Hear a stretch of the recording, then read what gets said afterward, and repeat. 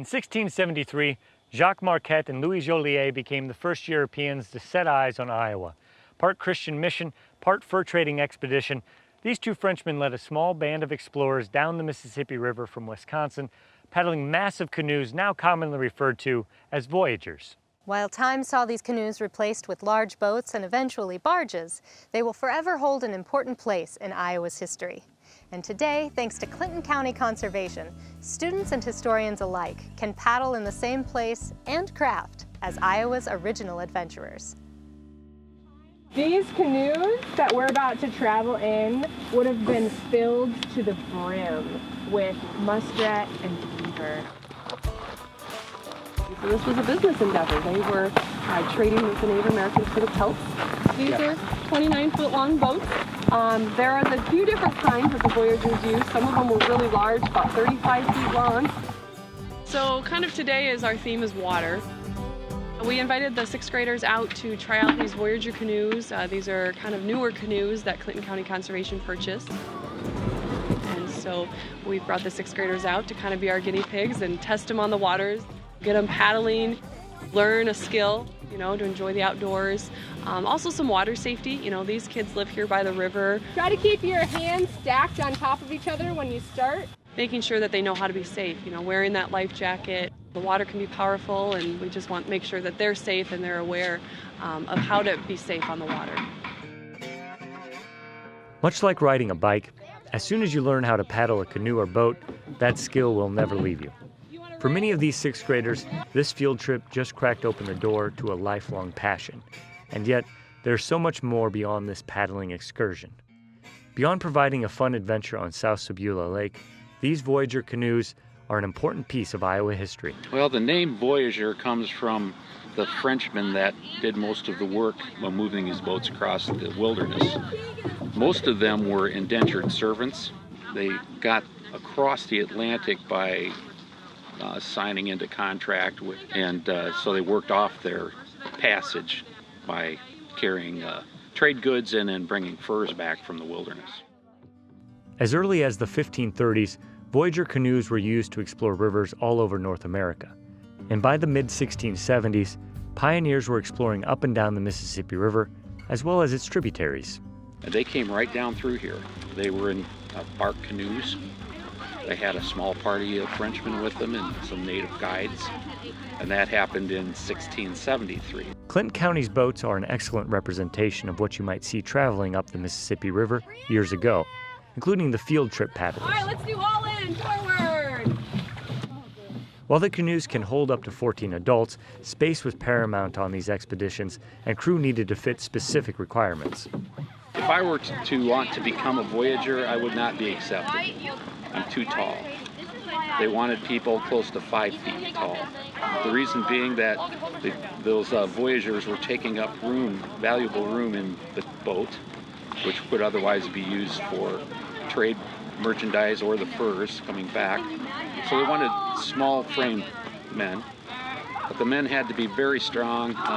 They had to be able to pack a 90-pound pack across portages, which were sometimes miles long. Some of the 6th graders might be the right size, but certainly not strong enough.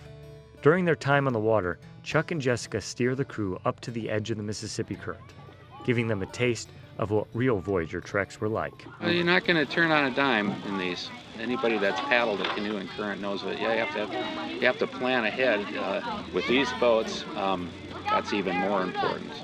But you're paddling on one side of the boat constantly, probably for an hour. Now the Voyagers would take a break about every hour or so. If they were in current, they'd probably just let the boat keep drifting because they were making at least some ground that way. It's a very different situation.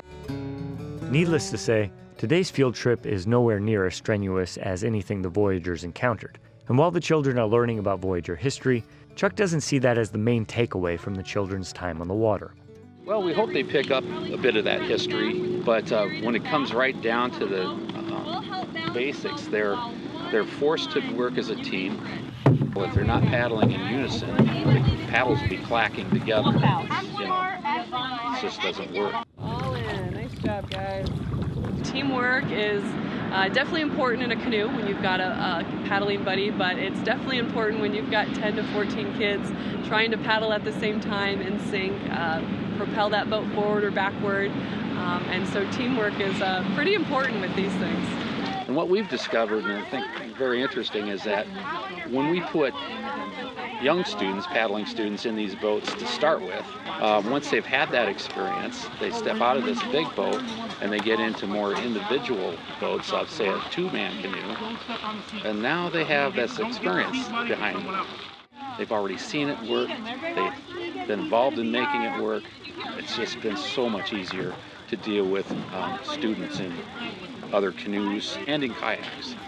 To the teachers and conservation officers, today is a day of learning, but don't tell that to the kids. To them, this field trip is primarily about fun.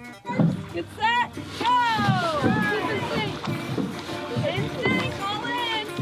Look at the person in front of you.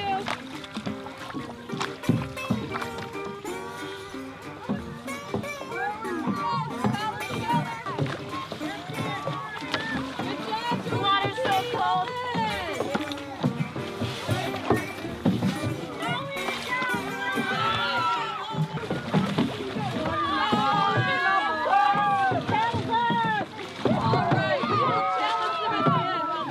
Not only are we getting them out on the water in the Voyageur canoes, but we're also doing some macroinvertebrate studies and learning about what is the water quality here in their community. You know, the water affects us all. Is it appropriate for us to be swimming in it, boating in it, and utilizing it? But also, is it quality enough for the fish that we're fishing from here and other organisms that live here in the river? Of course, when the canoes are packed up and the school buses take off, Jessica hopes today's adventures are only the start of an enduring admiration for nature and the water.